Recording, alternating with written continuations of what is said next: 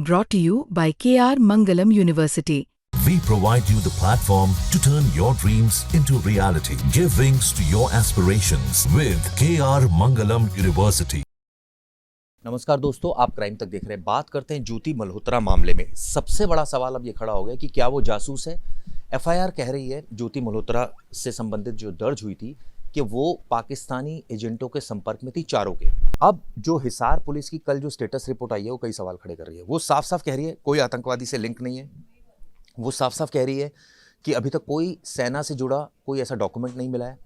लेकिन वो ये नहीं कह रहे कि जासूस है या नहीं। हमारे साथ सुप्रतिम बनर्जी जी हमारे वरिष्ठ सहयोगी मौजूद हैं। बैनी साहब, ये बताइए आपका असेसमेंट क्या कहता है, क्योंकि जो कल हिसार पुलिस की जो स्टेटस रिपोर्ट आई वो तो कई सवाल खड़े कर रही है, एफआईआर कोई कॉन्ट्रडिक्ट कर रही है। देखिए, मैं किसी कंक्लूजन में जंप नहीं करना चाहता चिराग। मेरा सिंपल सा ये कहना है कि ये कॉम्प्लिकेटेड केस है, इतनी जल्दी सच्चाई बाहर नहीं आ सकती। अभी इन्वेस्टिगेशन चल रही है और हिसार पुलिस ने किसी चीज़ से मना नहीं किया है। हिसार पुलिस ने ये कहा है कि हम इलेक्ट्रॉनिक डिवाइसेस जो है उसको फॉरेंसिक जांच के लिए हमने भेजा है, हम उसकी रिपोर्ट का इंतजार कर रहे हैं। जो मनी ट्रेल और ट्रांजैक्शन की जहाँ तक बात है, 3 से 4 ज्योति के अकाउंट्स हैं जिनमें क्या ट्रांजैक्शन हुआ, कहाँ से हुआ, वो इन चीज़ों का पता लगा रही है। साथ ही हिसार पुलिस ये भी पता लगा रही है कि इतने महंगे ट्रैवल अगर वो कर रही थी तो क्या वो अपनी जेब से पैसे देकर कर रही थी या फिर उसे कोई पैसे दे रहा था। अगर पाकिस्तानी PIOs जिसे कहते हैं पाकिस्तानी इंटेलिजेंस ऑफिसर्स, अगर वो इसकी मदद कर रहे थे तो क्यों कर रहे थे। स्वागत सत्कार अगर पाकिस्तान में हो रहा था, जैसे कई जगह सिक्योरिटी मिली इसको, 5 स्टार होटल में ये जाकर ठहरी, तो क्या सिर्फ दोस्ती और रिश्तेदारी में इतना सब कुछ पाकिस्तानी ऑफिसर्स कर रहे थे या फिर इसको किसी तरह से मिसयूज़ करने, अपने हिसाब से कोई सूचनाएं संकलित करने की कोशिश कर रहे थे। लेकिन बनर्जी साहब, एक लेडी जिसका एक्सेस ही नहीं है सेना में, जो नेवी, आर्मी, एयरफोर्स या रक्षा मंत्रालय कहीं उसकी पहुंच नहीं है, उसके पास ऐसी कौन सी वाइटल इन्फॉर्मेशन होगी जो वो प्रोवाइड कर रही होगी। फॉर एग्जाम्पल आपके पास, हमारे पास बहुत सारी इन्फॉर्मेशन तो ऑलरेडी टीवी पर आई है। जब ऑपरेशन सिंदूर हुआ तो हमने देखा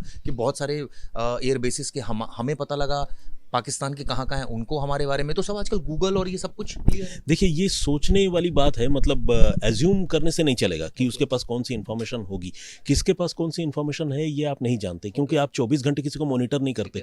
कौन कहाँ जा रही है, किससे मिल रही है। हो सकता है किसी इंडियन ऑफिसर से उसकी जान पहचान हो सकता है कहीं उसका आना जाना हो, उठना बैठना हो, किसी कैंट में उसकी एंट्री हो सकता है वहाँ उसकी कोई फ्रेंड रहती हो। तो ये सब हाइपोथेटिकल चीज़ें हैं। मुझे यही लगता है कि जब तक रिपोर्ट नहीं आए तब तक इस मामले में न तो उसको क्लीन चिट देना सही है और नहीं ये कहना सही है कि वो जासूस है। तो एफआईआर जब दर्ज हुई है, एफआईआर में संगीन इल्ज़ाम है। अब पुलिस ये कह रही है कि हमें फॉरेंसिक रिपोर्ट्स का इंतजार है, क्योंकि पुलिस को जब कोर्ट में चार्जशीट दाखिल करनी होगी। फॉरेंसिक रिपोर्ट से क्या होगा, उससे तो पता चलेगा ना छेड़छाड़ हुई है जो डिवाइसेस से या नहीं हुई है। तो वही तो पता चलेगा कि डिवाइसेस में छेड़छाड़ क्या है उस डिवाइसेस में, ऐसा कौन सा ऐसे चैट्स एक्सचेंज है या किस तरह की देश विरोधी चीज़ें उसमें है। उसमें जो भी डिटेल है फॉरेंसिक इन्वेस्टिगेशन से यही पता चलेगा कि क्या कन्वर्सेशन हुई, किससे हुई, एनक्रिप्टेड फॉर्मेट में कन्वर्सेशन हुई या फिर मान लीजिए किसी चीज़ को डिलीट किया गया। ऐसी कई सारी बातें सामने आई है कि दोनों के बीच में बातचीत हो रही थी और जब वो पुलवामा में अटैक हुआ उस दौरान भी बातचीत हो रही थी और कुछ चैट्स इसने डिलीट कर दिए। तो वो कौन से चैट डिलीट किए और एनक्रिप्टेड मैसेजेस भेजे जा रहे थे।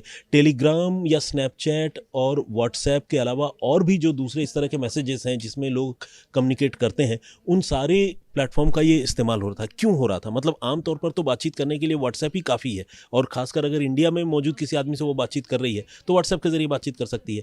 तो बहुत सारी ऐसी गतिविधियां थी सीक्रेटिव टाइप की जिसकी तह तक जाना एजेंसी के लिए अभी बहुत ज़रूरी है। चलिए मैं आपकी बात को बड़ा करता हूँ। एक चैट सामने आई जिसमें ये था कि ये एक खुफिया एजेंट से बात कर रही है और ये कह रही है, वो उससे पूछ रहा है कि प्रोटोकॉल उस अधिकारी को मिला। उसने कहा मुझे क्या मतलब, मुझे नहीं मिला जी। तो वो हंसती है। तो उसके बाद वो कहता है प्रोटोकॉल अगर मिलता है तो दिख तो जाता ही है ना किसी को, अगर मिला हो। फिर उसने ये भी कहा कि अगर मिलता है तो पता चलता है कि वो अंडर कवर है ना। मैं ये क्या मतलब, मैं वही कह रहा हूँ कि ये देखिए, एक तरह से देखा जाए ना तो बिट्स एंड पीसेस वाली बात है। बहुत छोटे टुकड़े में आपको 2 ऐसे शब्द नजर आ रहे हैं जिससे आपको लगता है कि ये कोई अनयूजुअल बातचीत हो रही है। मेरी और आपके बीच जब बातचीत होती है पूरे साल भर में, कभी भी हम अंडर कवर और प्रोटोकॉल जैसे शब्द आमतौर पर यूज नहीं करते। मैक्सिमम हमारी बातचीत यही होती होगी अंडर कवर रिपोर्टर वाली, कि हमारा अंडर कवर रिपोर्टर कहाँ गया। तो कोई आदमी अगर किसी से प्रोटोकॉल की बात कर रहा है, अंडर कवर की बात कर रहा है, अगर वो वाकई सिविलियन है और सिर्फ ब्लॉग बनाती है तो किसी पाकिस्तानी दूतावास के अधिकारी से इस तरह की बातचीत करने का क्या मतलब बनता है? यही सारी चीज़ें तो शक पैदा कर रही हैं। तो अभी डिटेल्ड इन्वेस्टिगेशन होना है, इंटरोगेशन होना है कि जब फॉरेंसिक इन्वेस्टिगेशन हो जाएगी डिवाइसेस के तो ये पता चल जाएगा कि कौन कौन से मैसेजेस भेजे गए। बहुत सारे डिलीटेड मैसेजेस एजेंसीज जो है वो रिकवर कर लेती हैं, वो रिकवर करने से पता चल जाएगा, शीशे की तरह सारी चीज़ें साफ हो जाएंगी, मनी ट्रेल पता चल जाएगा।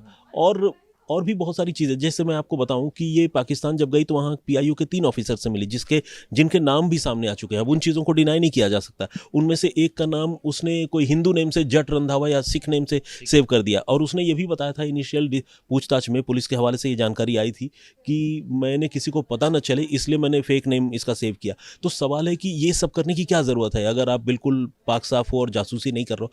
कुछ तो कहते हैं ना, दाल में काला ज़रूर है। अब उसको इन्वेस्टिगेट करके एजेंसी को ही पता करना है। हम और आप यहाँ बैठकर स्पेकुलेट करके किसी को क्लीन चिट दे दे या किसी को गुनहगार ठहरा दे, वो ठीक नहीं है। सही है, लेकिन सवाल ये उठता है ना, जो आपने बोला जो 2 चैट्स हैं वो शक पैदा कर रही हैं, तो ये बात आकर हिसार पुलिस क्यों नहीं क्लियर कट कह देती कि अभी 2 चैट्स हैं, या ये क्यों नहीं कह देती कि नहीं कुछ है, जासूस है, लेकिन देश ये सेना से जुड़े इसके पास डॉक्यूमेंट नहीं है, लेकिन जासूस है, दैट्स इट।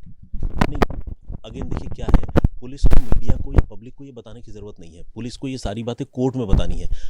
मैटर तो मीडिया को आके बताइए। मैं वही तो कह रहा हूँ, मीडिया को जो बताया, कोई ज़रूरी नहीं कि मीडिया को उन्होंने 100% वही बातें बताई हो जो इन्वेस्टिगेशन में सामने आई हो। 100% वही बातें जो इन्वेस्टिगेशन में सामने आई वो सिर्फ और सिर्फ कोर्ट को बताने के लिए जिम्मेदार या उत्तरदायी है। तो हमें जो चीज़ें वो बता रहे, उनको कई बार ऐसा लगता है कि सोशल मीडिया में, देखिए बात सिर्फ मीडिया की नहीं है, आज की तारीख में सोशल मीडिया भी बहुत एक्टिव है। आउट ऑफ प्रोपोर्शन चीज़ें ब्लो आउट हो जाती हैं। आप कह रहे हैं ना, तो इन्हीं सब वजहों से मुझे लगता है कि वो कहते हैं ना, पंजाबी में एक वर्ड है मिट्टी पाओ, तो वो ठंडा करने के इरादे से पूरे मामले को शायद उन्होंने उस तरह के स्टेटमेंट दिया है जिसमें उन्होंने ये हिंट देने की कोशिश की है कि अभी कुछ भी कंक्लूसिव नहीं है, इसीलिए आप जंप मत कीजिए, किसी कंक्लूजन पे मत जाइए। गजाला की बात करूंगा जी, 12 और इसमें, चलिए मैं मानता हूँ एक बार को हम इस पर डिबेट कर सकते हैं, जैसे ना क्लीन चिट है, हाँ, और जो इतने सारे लोग अरेस्ट हुए वो क्यों अरेस्ट हुए? देखिए मैं आपको बताऊं, वो ना उनको मोहरे की तरह अब तक की जो तफ्तीश आई और जो उन लोगों के मैंने बयान सुने, बाइट्स सुनी, मुझे सुनकर ये पता चला कि उनका इस्तेमाल पाकिस्तानी दूतावास में जो आईएसआई के एजेंट्स हैं, जो उनके सीक्रेट ऑफिसर्स हैं, वो मोहरे की तरह कर रहे थे। जैसे आपने गजाला का जिक्र किया, गजाला पर आएंगे, सबसे पहले तारीफ़ की बात करूं, जिसको नूह से पकड़ा गया, वो पिछले 3 से 4 सालों में 4 सिम कार्ड अलग अलग किस्तों में ले जाकर पाकिस्तानी दूतावास के अधिकारी को, दानिश को और जाफर वगैरह को दे चुका है। अब सवाल यह है कि आप इंडियन सिविलियन से इंडिया, दानिश को दे चुका है या वो एक और बलोच था उसको दिया? आसिफ बलोच को, हाँ आसिफ बलोच को, हाँ चलिए दानिश नहीं, आपने करेक्ट किया, तो आसिफ बलोच को दिया और मेरे ख्याल से जाफर को दिया। तो अब सवाल यह है कि ये लोग सिम कार्ड इंडिया का हमारे एक इंडियन सिटीजन से क्यों मंगवा रहे हैं? तो जाहिर है सिम कार्ड का कोई गलत इस्तेमाल ही करते होंगे, क्योंकि फेक नेम वाला सिम कार्ड है ना। अगर आपको जेन्युइन काम करना होता तो आपको इंडिया से सिम कार्ड चोरी छिपे लेने की ज़रूरत नहीं थी। तो अच्छा, अब खुद भी खरीद सकते थे। अगर आप हमसे खरीदवा रहे हो हमारे लोगों से, तो इसका मतलब आप उसका इस्तेमाल कर रहे हो। और इसे भी इस बात का पता था, मैं ये नहीं कहूँगा कि तारीफ बिल्कुल, मतलब उसको तो कुछ पता ही नहीं कि जी सिम कार्ड ले जाके दे, ऐसा नहीं हो सकता। वो होशो हवास में सारी चीज़ें कर रहा था। इसको डर तब लगा जब इसे कहा गया कि तुम्हें जाके सिरसा के आर्मी इंस्टॉलेशन की कुछ तस्वीरें ले आकर हमें देनी है। अब ये एयरफोर्स के एरिया में घुस पाता, बाहर से गेट की तस्वीर लेता। देखिए कई बार बाहर के गेट का सिक्योरिटी देख लेना भी या एक टोपोग्राफिकल व्यू ले लेना भी बहुत बड़ा फ़ायदे और कायदे की चीज़ होती है दूसरी एजेंसीज़ के लिए, जिनको मान लीजिए वहाँ कोई कुछ पता नहीं है या कोई नेगेटिव एक्ट करना है, मान लीजिए हमला करना है, तो अगर वो ये देख ले कि गेट में कितने का गारद लगा हुआ रहता है, सिक्योरिटी कितने की लगी रहती है। सारी चीज़ें गूगल पर नहीं होती, कई बार सारी चीज़ें गूगल पर नहीं होती, क्योंकि गूगल की गाड़ियाँ हमेशा हर जगह से गुजर रही हों ये ज़रूरी नहीं है, तस्वीरें हों ये ज़रूरी नहीं है। तो इसको उस काम के लिए कहा गया था। इस तरह से बाकी लोगों से जो बातचीत हो रही थी, सबको कुछ ना कुछ लालच दिए जा रहा था। अब आप देखिएगा, एक सिख नौजवान को भी हिरासत में लिया गया, बिल्कुल यंग लड़का है वो मेरे ख्याल से अंबाला या कहीं का रहने वाला है। तो ऐसे जगह के लोग जहाँ के आसपास एयरफोर्स स्टेशन है, आर्मी कैंटोनमेंट है, वैसे लोगों को वो पकड़ते थे, या फिर वैसे लोगों को पकड़ते थे जो मुस्लिम हैं, जिनके साथ वो एक रिलीजियस कनेक्ट जोड़कर उनको ब्रेन वॉश करके उनका गलत इस्तेमाल कर सकते हैं। एक चीज़ मैं आपसे जानना चाहूँगा, आपने कहा रिलीजियस एंगल इसमें, और प्लस आपने कहा कि कुछ सिख लड़कों को, ये भी बात एक ही लड़का है मेरे ख्याल से। ओके, इसमें एक चीज़ और भी सामने आई कि गुरुद्वारा प्रबंधक कमेटी ने इसको भेजा था और उस शख्स को भी हिरासत में लिया जिसने पहली बार इसको भिजवाया था पाकिस्तान। नहीं, उसके बारे में मुझे जानकारी नहीं है चिराग। मैं इसमें एक चीज़ और आपसे जानना चाहूँगा क्योंकि आपने इसको काफ़ी 2 दिन से आप वारदात भी इस पर बना रहे हैं। आपका असेसमेंट ठीक है, हम ये कह सकते हैं कि भाई इसको क्लीन चिट दे या ना दे, ये तो भी जांच की बात है, लेकिन जो 12 लोग हैं वो कहीं ना कहीं किसी ना किसी तरीके से तो कोई ना कोई फैक्टर है जिसकी वजह से उनको हिरासत में लिया गया। नेचुरली देखिए, अगर किसी को कोई एजेंसी अरेस्ट करती है और इस तरह के सनसनीखेज और गंभीर मामले में अरेस्ट करती है तो बिना किसी लिंक के उठा लेगी और उनके नाम भी डिस्क्लोज कर देगी, बाकायदा लिस्ट और तस्वीरें जारी कर देंगी, ऐसा हो नहीं सकता। हर आदमी जिसको भी एजेंसीज ने पकड़ा है, किसी का कुछ ना कुछ रोल है। देखिए, या तो कोई उडबी टाइप का मामला था, जैसे इसको अगर सिरसा भेजा गया, ये गया या नहीं तारीफ मुझे ये नहीं पता, लेकिन इससे पहले उसने सिम कार्ड दिए, तो वो एक प्रोबेबल कैंडिडेट था जिसको वो बहुत बड़े तरीके से मिसयूज़ करने वाले थे। इस तरह से उस महिला से ये कहा था कि मैं तुमसे शादी कर लूँगा और उसको वो पैसे भेज रहा था। छोटे मोटे काम ही करा लेना है। मान लीजिए कोई एक एजेंट मलेरकोटला में बैठा हुआ है, डायरेक्टली उसको पैसा ट्रांसफ़र नहीं करना चाहते हैं, वो इस महिला को ट्रांसफ़र करना चाह रहे हैं, इससे प्यार मोहब्बत का रिश्ता दिखा रहे हैं, फिर ये महिला ले जाकर पैसे उसको दे रही है, तो काम आपके आ गई ना किसी भी तरीके से, किसी भी बदनीयती वाले मिशन में।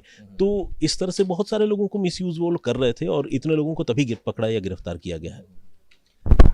बाकी और लोगों का रोल मैं जानना चाहूँ, जो आपने तो 2 लोगों का बताया यहाँ पर, नूह से जो पकड़ा गया, और आपने बताया कि मलेरकोट से गजाला, उसके अकाउंट में पैसे आए और ये कहा गया कि दानिश ने उसके अकाउंट में पैसे भेजे या भिजवाए। जी बिल्कुल, दानिश ने भेजा ऐसा बताया गया। स्कैन कोड भी दिया गया था जिसके ज़रिए पैसों का ट्रांजैक्शन हुआ। इसके अलावा बॉर्डरिंग कुछ ज़िले हैं पंजाब के जहां से 2 क्रिश्चियन लोगों को भी पकड़ा है, तो वो लोग भी वीज़ा के लिए वहां गए थे जिनको ट्रैप किया गया।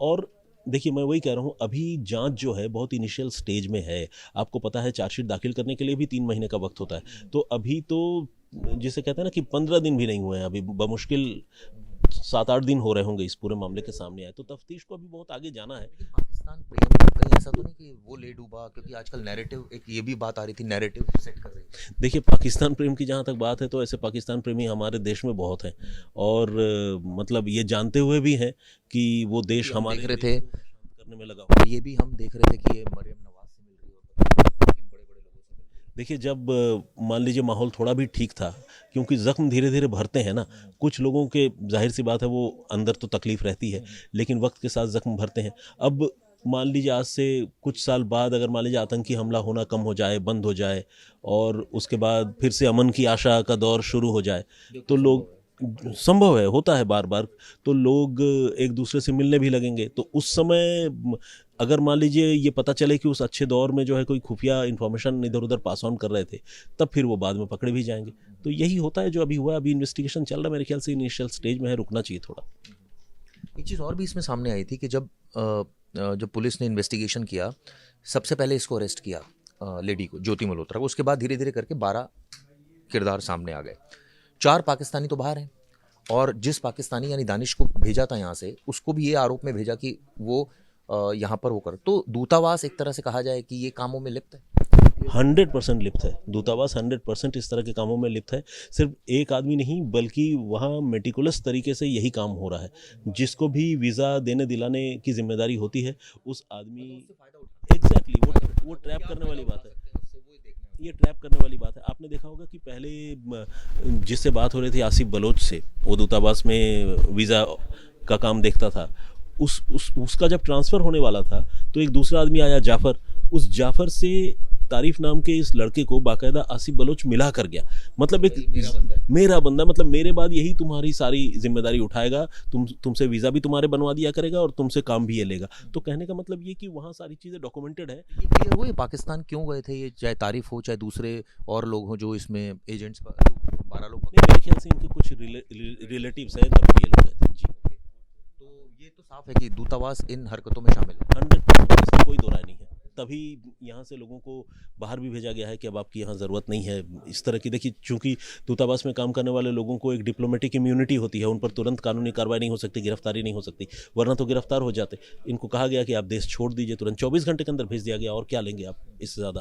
तो ओवरऑल असेसमेंट, लास्ट क्वेश्चन आपसे, आपका क्या लगता है? आपने तो 2 बार वारदात बनाया, बहुत डीपली इसको स्टडी किया, एफआईआर पढ़ी, स्टेटस रिपोर्ट पढ़ी, बहुत लोगों से डिस्कशन देखिए, क्या ओवरऑल असेसमेंट चिराग यही है कि As of बिल्कुल पाकिस्तानी दूतावास के अधिकारी यहाँ बैठकर लोगों को ट्रैप करने और पाकिस्तान के लिए खुफिया इत्तला इकट्ठा करने में लगे हुए थे।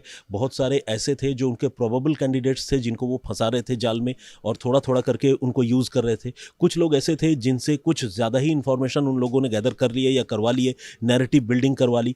कितना हाई इंटेंसिटी का सीक्रेट इन्फॉर्मेशन वो रिट्रीव कर पाए हैं, हासिल कर पा रहे हैं, ये तफ्तीश में बात ये पता चलेगी। लेकिन इतना ज़रूर है कि इन लोगों ने एक बड़ा स्पाई रिंग जिसे कहते हैं ना रैकेट, वो क्रिएट ज़रूर कर लिया था जिसमें इन्होंने बहुत सारे लोगों को इन्वॉल्व किया था। और इसका मकसद सिर्फ एक था कि अगर आपको पाकिस्तान जाना है तो हमारे लिए काम करो।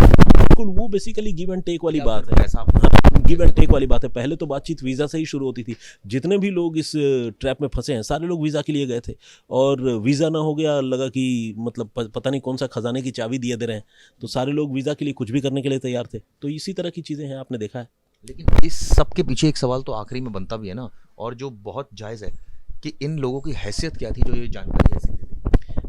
देखिए, हैसियत का मतलब ये है, आपने और हमने कई ऐसी खबरें करी हैं कि इस तरह के लोग वो लोग होते हैं जो सेना के चाहे हॉट कांस्टेबल हो वो पकड़े जाते हैं क्योंकि उनके पास कहीं ना कहीं किसी ना किसी लेवल पर एक्सेस होता है। ये तो बिल्कुल एक्सेस ही नहीं होता, ये एक प्रोबेबिलिटी है कि भाई किसी की जान बस उसी लिहाज से हाँ बिल्कुल। चलिए, ये वीडियो आपको कैसे लगी बताइएगा। धन्यवाद।